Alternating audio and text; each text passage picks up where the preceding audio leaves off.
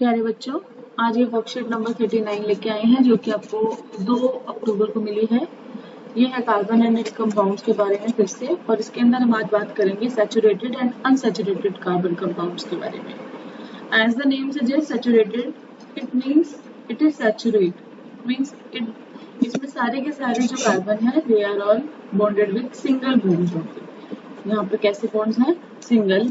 And unsaturated में जितने भी कार्बन होंगे वो कैसे होंगे?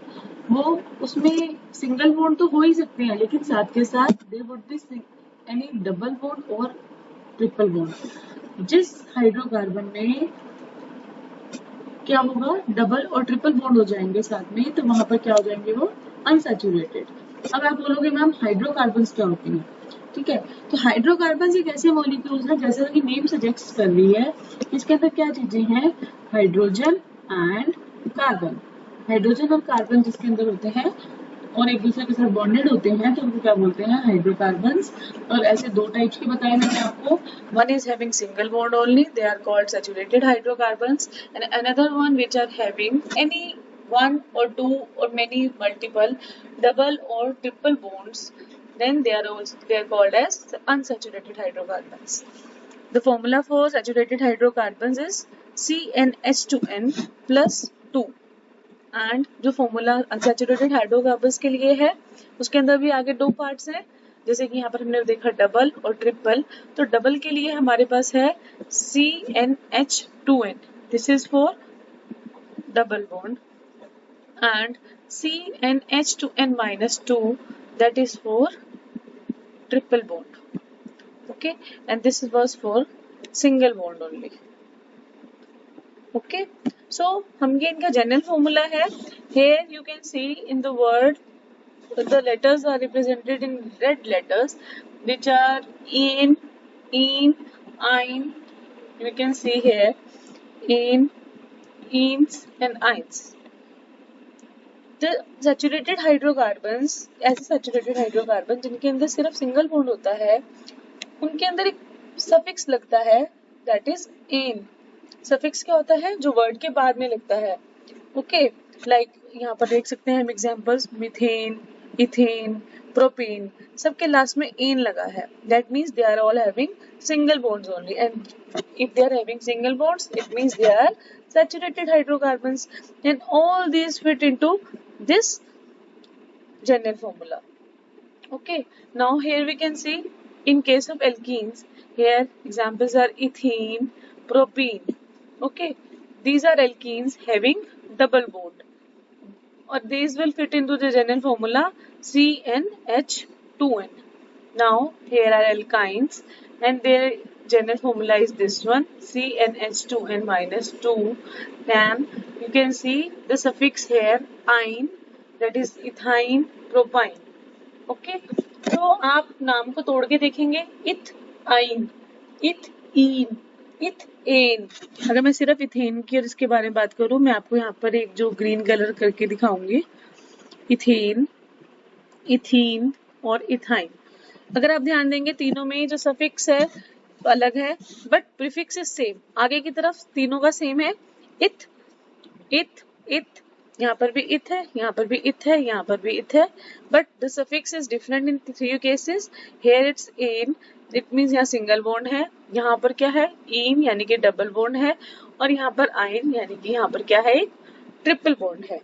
ठीक है, तो आप देख सकते हैं तीनों के फॉर्मूलाज में चेंज है, जनरल फॉर्मूला चेंज है। इसके बाद है इनके इलेक्ट्रॉन डॉट स्ट्रक्चर। जितने बॉन्ड्स होते हैं आपको पता है, एक बॉन्ड 2 इलेक्ट्रॉन से बनता है, तो जितने बॉन्ड होंगे उसी के हिसाब से हम इलेक्ट्रॉन शो कर सकते हैं। अभी हम आपको आगे बनाने सिखाएंगे कि कैसे इलेक्ट्रॉन डॉट स्ट्रक्चर बनाया जाता है। ठीक है, तो यहाँ पर आपको दिखाए हुए हैं कुछ, बाकी हम बनाएंगे। इसके बाद है चेन स्ट्रक्चर, ब्रांच स्ट्रक्चर और रिंग स्ट्रक्चर। यहाँ 3 तरह के स्ट्रक्चर्स होते हैं। सबसे पहले है carbon compounds, as we know that they have the property of catenation, they can form long chains by joining with another carbon atoms with single, double और ट्रिपल बॉन्ड। ठीक है, तो वो 1 या 2 या 3 जिसके साथ जुड़ेंगे तो उसके हिसाब से लंबी लंबी चेन्स बना देते हैं। This is called chain structure, जो हम यहाँ पर देख रहे हैं, यहाँ पर लिखे हुए हैं नीचे मीथेन, इथेन, प्रोपेन, ब्यूटेन। अभी मैं आपको इनके नंबर्स भी बताऊंगी आगे, अभी सिर्फ पढ़ रहे हैं। आई नो आपको आधा समझ में आ रहा होगा, but later on you will get it very easily. इसके बाद है ब्रांच स्ट्रक्चर। ब्रांच स्ट्रक्चर के अंदर अब आप देख रहे हैं यहाँ पर जो कार्बन है 4 सिंपली लिखे हुए हैं, लेकिन यहाँ पर भी कार्बन 4 है, लेकिन एक स्ट्रक्चर कैसा है, ब्रांच्ड, उसकी ब्रांचेस हैं। ठीक है, तो यहाँ पर देख सकते हो 1 2 3 4। हम क्या करते हैं, as we know that carbon is having tetravalency, तो हम टेट्रावेलेंसी के हिसाब से उसके 4 वैलेंसी पूरी करते हैं बाय प्रोवाइडिंग इट हाइड्रोजन। हम उतनी हाइड्रोजन उसके आसपास लगा देते हैं। अगर हम यहाँ ध्यान देंगे, अगर इसको जूम करके मैं आपको दिखाती हूँ, in this structure we will count the hydrogen and carbon here. We will see here. Okay, so here is your carbon 1, carbon 2, carbon 3 and carbon 4. Okay, so we will get what we will get here from here. हम इनकी tetravalency पूरी करेंगे hydrogen के साथ, तो we can see 1 2 3। अगर हम carbon 1 की बात करते हैं, यहाँ पर इसके पास एक हाइड्रोजन, दूसरा हाइड्रोजन और तीसरा, और चौथी वैलेंसी उसकी यहाँ पर पूरी हो रही है। ठीक है, और हम इस कार्बन की देखेंगे तो एक वैलेंसी, अगर मैं दूसरे कलर से दिखाती हूँ आपको, मैं ग्रीन कलर से दूसरे कार्बन की दिखाऊंगी। यहाँ देखिए 1 हाइड्रोजन, 2 हाइड्रोजन दूसरी वैलेंसी, तीसरी वैलेंसी और ये चौथी जहां पर उसकी शेयर हो रही है। तो हम ये बता रहे हैं कि कैसे इनकी वैलेंसीज पूरी हो रही है। तो यहाँ पर हर एक के साथ हम उसकी टेट्रा वैलेंसी, उसके आसपास हाइड्रोजन लगा के उनकी वैलेंसी पूरी कर देते हैं। ठीक है बेटा, इसके बाद है यहाँ पर हम देख पा रहे हैं कि जो पहला स्ट्रक्चर है that is your chain structure, but the second structure is your branch structure. वो कैसा है, ब्रांचेस है उसके अंदर।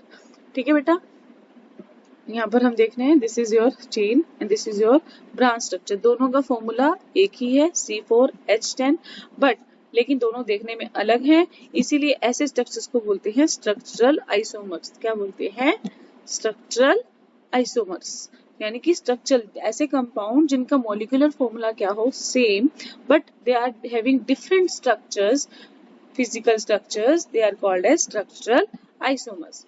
अब आती है बात रिंग स्ट्रक्चर की। रिंग स्ट्रक्चर वो स्ट्रक्चर होता है जो क्लोज होता है, ऐसे कि यहाँ पर क्या है, कंपाउंड्स ऑफ कार्बन जहाँ की रिंग की स्ट्रक्चर होती है, क्लोज स्ट्रक्चर होते हैं ये, उनके आगे नाम लगता है साइक्लो। ठीक है, हेक्सेन हमको समझ में आ रहा है, हेक्सेन इज ब्रोक, एक अगर हम यहाँ लिख के देखें हेक्सेन, तो हेक्सेन को 2 पार्ट्स में डिवाइड करें तो it is formed of hex plus ane. Hex means carbon 6 and ane means single bond. Okay, तो हम यहाँ देख रहे हैं, अगर हम इसको काउंट करके, मैं इसको जूम करके दिखा देती हूँ आपको फिर से। ठीक है,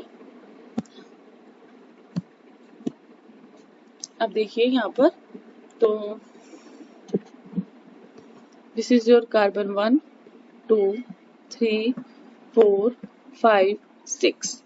So this is the closed structure of carbon atoms. Okay, when we fill its valency, तो एक यहाँ पर देखो 1 2 3 4, हर एक की अगर हम ये काउंट करें 1 2 3 4।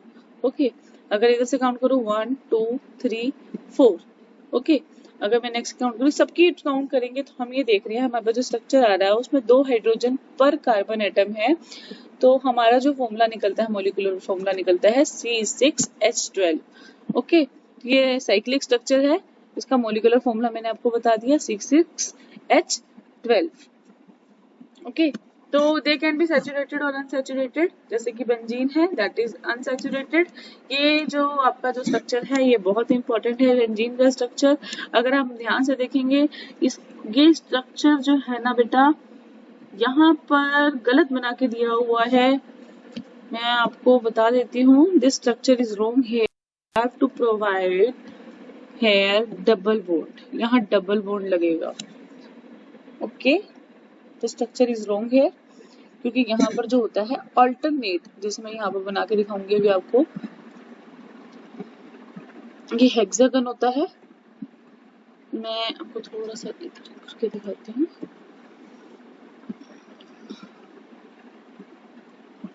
ये दिखाई दे रहा है 6 कार्बन का, तो मैं इसके अंदर डबल बॉन्ड लगाऊंगी, अल्टरनेट डबल बॉन्ड्स। ठीक है बेटा, सो this is your structure of benzene.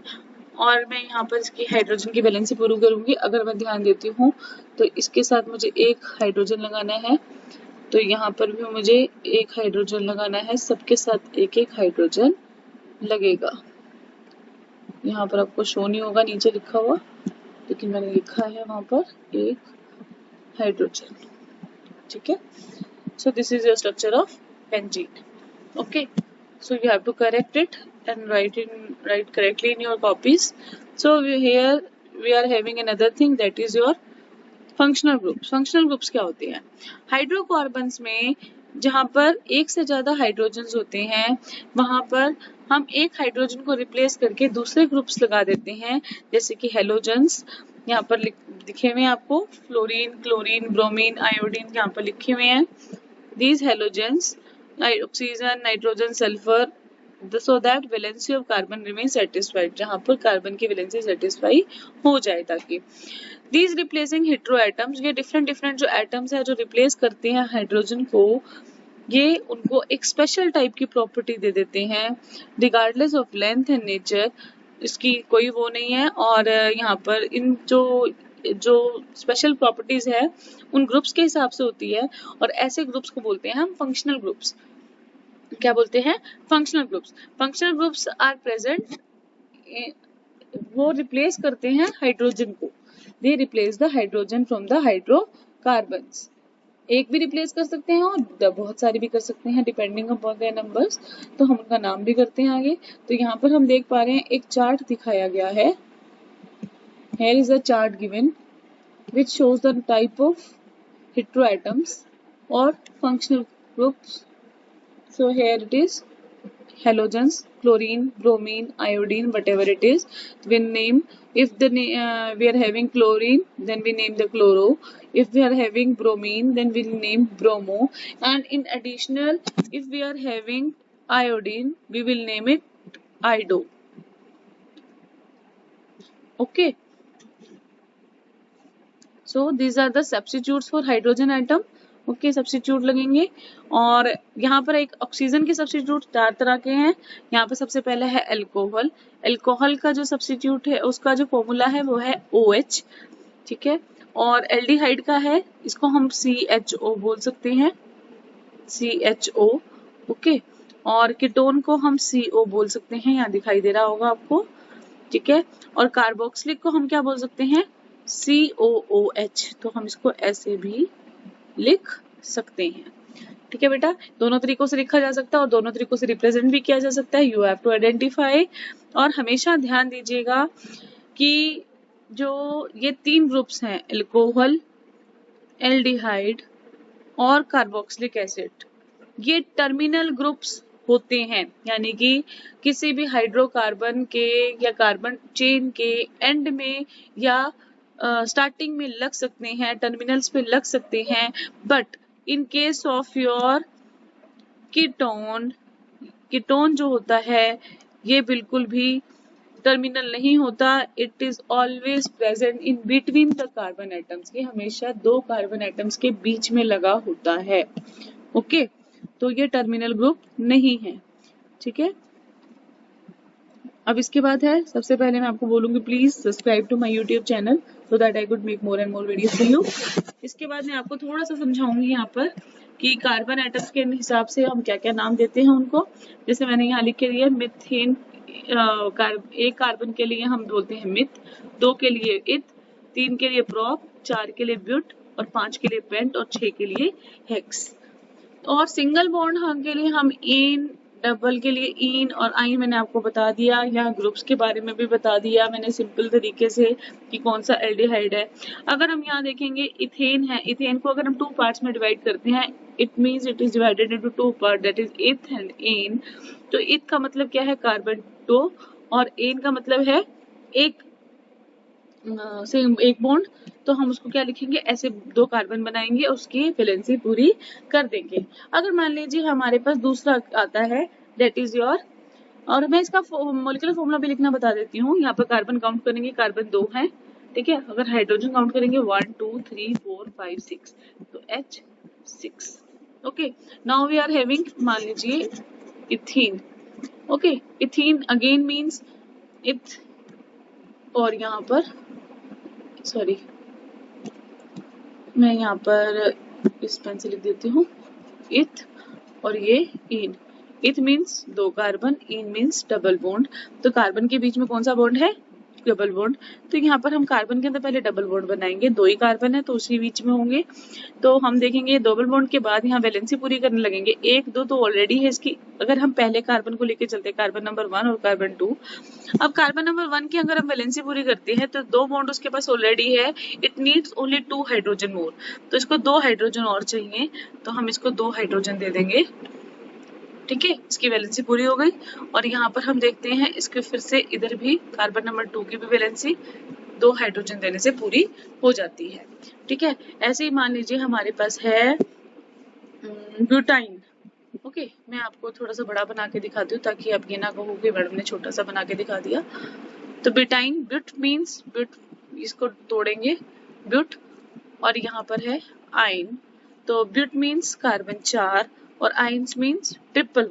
Okay, तो यहाँ पर आपकी मर्जी है कि हम किन 4 कार्बन। सबसे पहले हम कार्बन चेन बनाते हैं। ठीक है, कार्बन चेन बनाएंगे 1 2 3 4।